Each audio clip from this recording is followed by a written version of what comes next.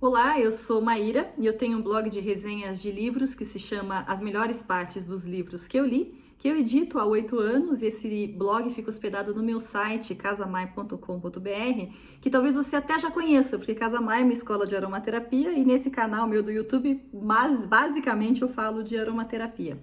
Mas a ideia aqui é hoje falar de uma coisa diferente, que é falar de livros que não necessariamente são de aromaterapia, né? Não necessariamente são de perfume, não necessariamente são de óleos essenciais, porque eu sempre tive muita vontade que as mensagens que eu vou pensando desses livros pudesse chegar a mais pessoas. E aí a ideia é realmente escolher algumas citações que conversem entre si, juntando todas elas em cima de um tema, para que eu possa gravar esse vídeo e de repente com esse vídeo você se sente mais interessado em catar os livros para ler, né? Estimular a leitura, essa coisa toda.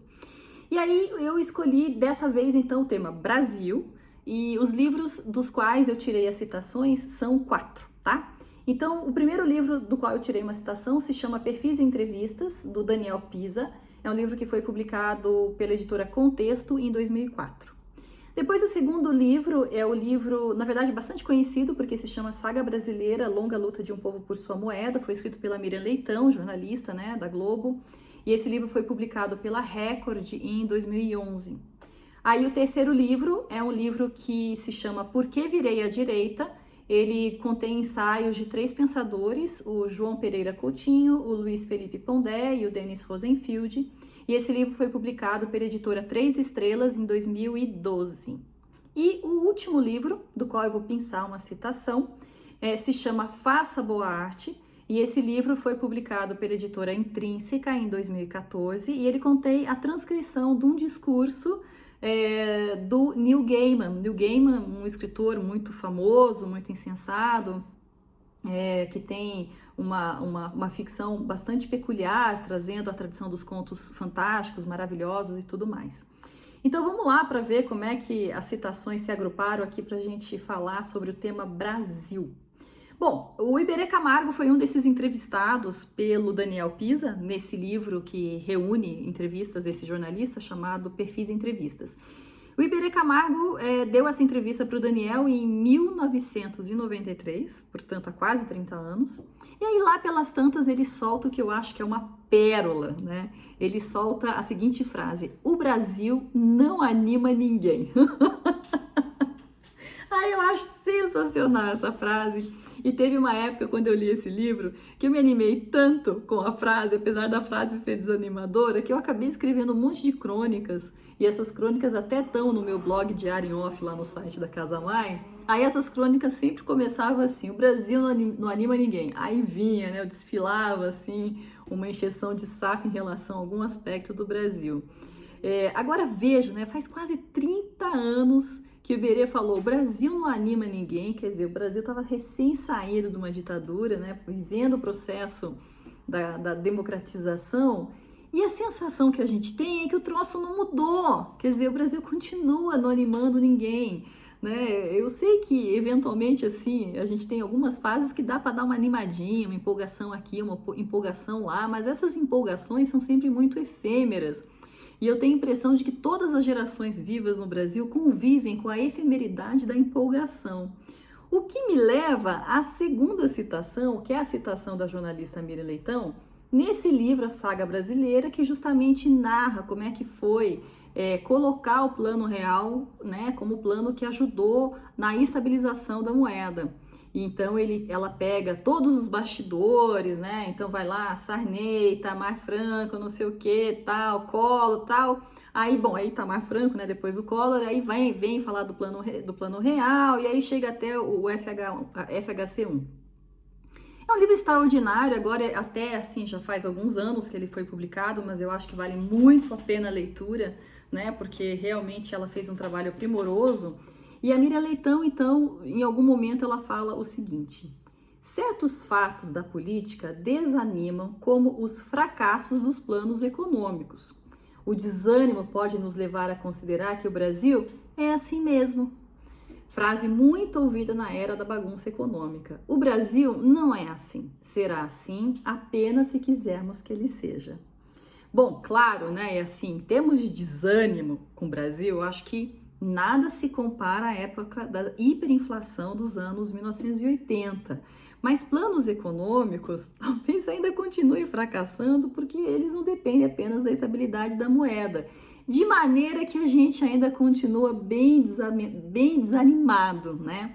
E o que acontece é que essa desanimação da gente, esse desânimo, ele acaba descambando para a aceitação de que as coisas nunca mudam. Então, assim, o Brasil é sempre assim, o povo brasileiro é sempre assim, política é sempre assim, os políticos são sempre assim. Só que o recado da Miriam tem uma sutileza, né? Ela coloca que o Brasil será assim apenas se quisermos. E esse se quisermos é a conjugação da primeira pessoa do plural. Então ela não diz assim, se eles quiserem, se você quiser, se eu quiser. Não, se quisermos, quer dizer, nós enquanto sociedade. Então eu acho isso bem interessante porque parece que a gente costuma colocar no colo de outra pessoa a mudança que a gente quer para esse país, né? E aí, esse colo quase sempre é o colo de um populista. O que me leva à terceira citação, que é a citação do João Pereira Coutinho, que ele diz o seguinte: a utopia política é uma chantagem sobre o tempo presente, com a alegada superioridade de um tempo passado ou futuro. É sensacional, assim, né? Eu penso que o populismo é um tipo de utopia política e penso que o populismo vem com uma dessas chantagens, assim, que um salvador da pátria faz, de que ele é diferente, né? Que o resto que veio antes, tudo porcaria, e que o futuro que ele nos entregará será muito bom, né? Talvez até por isso que os presidentes que vieram depois do impeachment, talvez eles tenham tido chance de chantagear menos, né? Porque nesse país parece que o protagonismo ele sempre vem acompanhado de grandes chantagens. Então vale a pena assim a gente, depois dessas 3 citações, entender por que é tão difícil provocar mudanças no país, né? E aí eu trago esse discurso do Neil Gaiman, aqueles discursos famosos que acontecem nos Estados Unidos, né, em formatura de MIT, Stanford, né? São discursos muito bacanas. E nesse o Neil Gaiman fala sobre a trajetória dele enquanto um escritor, dos erros, dos acertos, mais erros do que acertos, mas alguns acertos que valeram muito a pena. E ele chega numa seguinte ideia, né? Ele fala o seguinte: se você não sabe que é impossível, fica mais fácil fazer.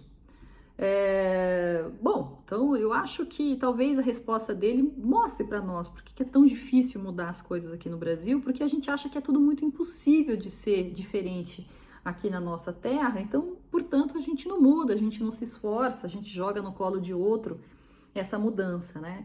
Tem um ditado popular que diz o seguinte, que a ignorância é uma bênção. Então, se nós talvez ignorássemos que é tão difícil, que é tão impossível, talvez a gente tivesse a bênção da mudança, né? Por outro lado, é de senso comum de que o brasileiro é um povo ignorante. Eu não acho que o brasileiro seja um povo ignorante, mas se assumíssemos que fosse verdade, a dificuldade de mudar talvez então dissesse que a gente ignora tudo, menos o fato de que é impossível. Mas na verdade eu prefiro voltar ao Iberê Camargo e essa pérola dele, o Brasil não anima ninguém, porque eu acho que talvez a dificuldade realmente seja em que a gente ambiciona muito, né?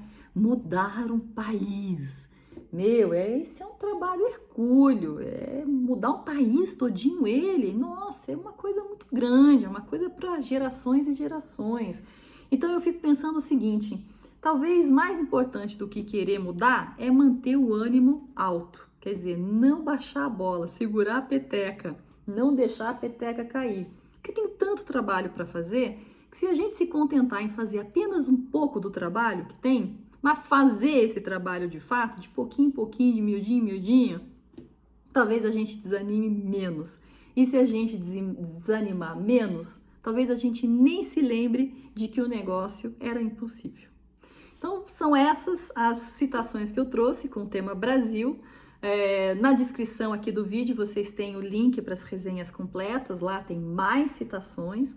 Tem também o link para uma crônica que eu faço com essas 4 citações, mas o legal mesmo é você catar o livro para ler ele todinho, tá bom? Um beijo e até!